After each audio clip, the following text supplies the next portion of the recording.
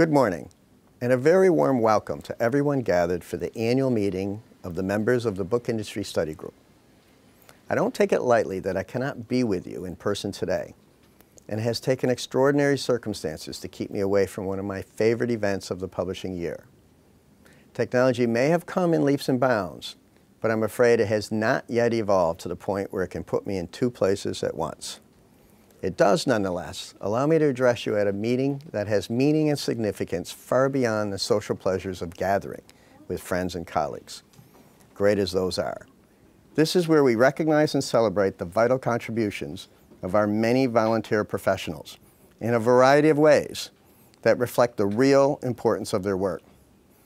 It's your chance to hear the board and staff outline the organization's top priorities and overall direction going into the new fiscal year. We bring together keynote speakers and panelists, some of our industry's most important and influential figures, to help expose you to industry opportunities. And of course, we deal with the important business of the organization itself, electing new officers and directors, and approving budgets for next year's activities. This last item is of particular significance to me, as I have sadly come to the end of my term as chairman of the BISG. It's been a highlight of a career that has touched every aspect of the publishing ecosystem and beyond. I've been lucky enough to watch the industry evolve and observe the profound effects of the digital transformation at very close quarters. So I've seen and experienced a lot across a career now in its 30th year. But my work here at the BISG in the last 6 years has been especially rewarding because it has coincided with one of the most exciting periods in publishing history. Today, we have so many more channels to reach audiences around the world than at any time in the past. We have more opportunities to enhance learning and discovery in new ways. We have better tools to help execute our strategies faster and better. And the usability and scale of what we do is phenomenal compared to previous generations. New digital tools and technologies allow us to do things we could barely have imagined a decade ago. Things that benefit all the stakeholders, from students and teachers to parents, researchers, and beyond. Who would have thought that something called sentiment analysis could be such a wonderful way of assessing the effectiveness of covers?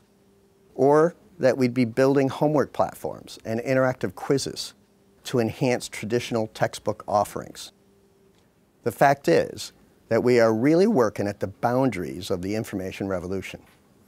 We are truly helping to define and refine the ways that people will learn and share information in the future. So what we do here matters. Our work is genuinely important, not just to the industry, but to society too. But as I mentioned a few moments ago, it is also very challenging. There are many problems left to solve. Not just technical problems, but operational and political problems too. I know that you are all very familiar with these challenges and are dealing with them every day. But I'd like to spend a few minutes talking about what I've really learned in the last few years working with BISG, and where I think we need to focus our efforts if we are to deliver on the great promise of our industry. There's a lot to talk about, but I want to distill it down to 4 areas that I think need special attention: collaboration, interoperability, quality, and analytics. Let's start with collaboration. We work in a world full of domain experts, used to executing their strategies in disciplines they know very well indeed, whether that's designing covers or structuring data. These people are incredibly passionate, and they are amazingly skilled. And in most cases, the C-level executives in their businesses don't fully understand the power of what they do, or how that power can be used to help other people outside their own domains. That's where the BISG and its working groups come in. We can help everyone tap into that power. And one of the areas where I think we need to really concentrate is on helping people collaborate more effectively. It's hardly a secret that people are reading and consuming information in myriad forms today, across multiple devices and in many different formats. There are so many opportunities from the new digital formats, but there are dangers too. not least that we end up building expertise and intellectual property in silos where people outside our domains can't see or reach it. BISG is a powerful tool for us in this respect, with an extensive network of companies from all corners of the value chain and a powerful volunteer force of domain experts from these companies. We're helping the industry to avoid duplication of effort across all these new formats, whether we're talking about Android platforms or social media.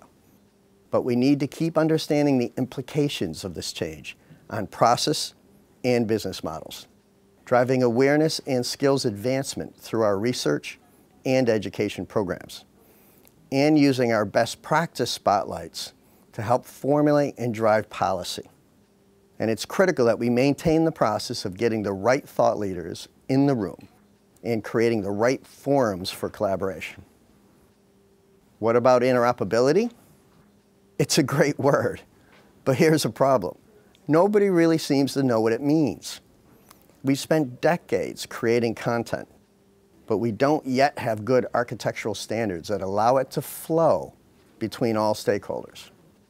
We don't have good structures yet that will enable information to move to where it needs to be, regardless of who wants it or how they consume it. How do we fix this? For one thing, it is critical that the whole value chain, from content creators, distributors, retailers, and device manufacturers, understand schemas and agree on consistent classifications. This will help consumers who are shifting from just wanting to find stuff in search to wanting to find meaningful and relevant content through a web service index structure.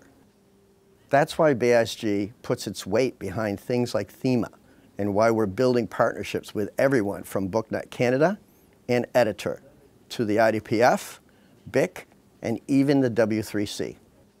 But we need more of it. We need more standards and more adherence to standards that connect content and its creators to the rest of the chain. I mentioned quality.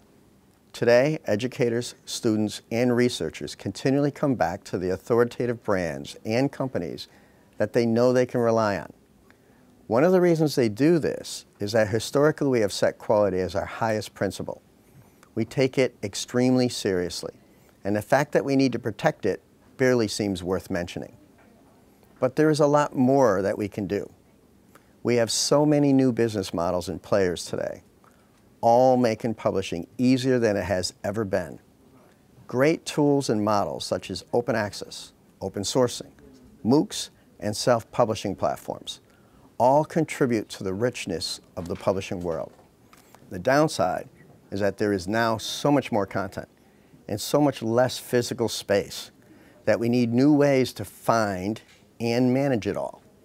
So curation and enabling discovery have become key skill sets for us as publishers, and they define what we mean by quality today. Helping audiences find and sift out relevant content is our new battleground. To make all this work, we need the right tools, processes, and standards for how data should be structured and passed between authors and consumers. Today, that role is performed admirably by BISG, and it is only going to become more important in the coming years. Finally, let's talk about analytics. We all know that analytics give us genuine insights and understanding of a kind that everyone wants and needs. Analytics can help the whole community create greater value for consumers, with commensurate benefits for publishers and retailers alike. But today, there are very few rules governing the sharing and usage of analytics, and a number of issues for everyone in the chain to work through. Better data on reading behavior will provide important information that will eventually lead to better products and better user experiences. So it can be frustrating when we can't always get that data from our retail partners. But there are often legitimate reasons for them to protect the privacy of their customers, especially when it comes to younger readers. And we also have to accept that most publishers are not yet ready to take full advantage of this data. There may still be a lot of work to do in this area, But I think that most people in the industry can agree that withholding data does nothing but create a fractured and contentious marketplace, and that benefits nobody at all. There's a lot more we could talk about, and many new challenges and opportunities that we need to address. You can think of as many examples as I can, but here's just one. Revenues are increasingly fragmented across not just multiple channels and formats, but across a wider set of players too, some of which have become unimaginably huge in almost no time. Their impact on our business, everywhere from advertising revenues to discovery, is only going to get bigger. The way that we will stay competitive is by ensuring that we extend and strengthen our quality metrics into other key areas, everywhere from social media and marketing to research. BISG has a vital role to play in making positive change happen across all of these themes. I know that it will continue to help take the industry in innovative and profitable directions. And I have particular confidence in the ongoing leadership of Len Vlahos as Managing Director and the outstanding executive committee that helps guide major policies and decision making, not to mention the high impact BISG Board of Directors that provides advice and guides us on our strategy.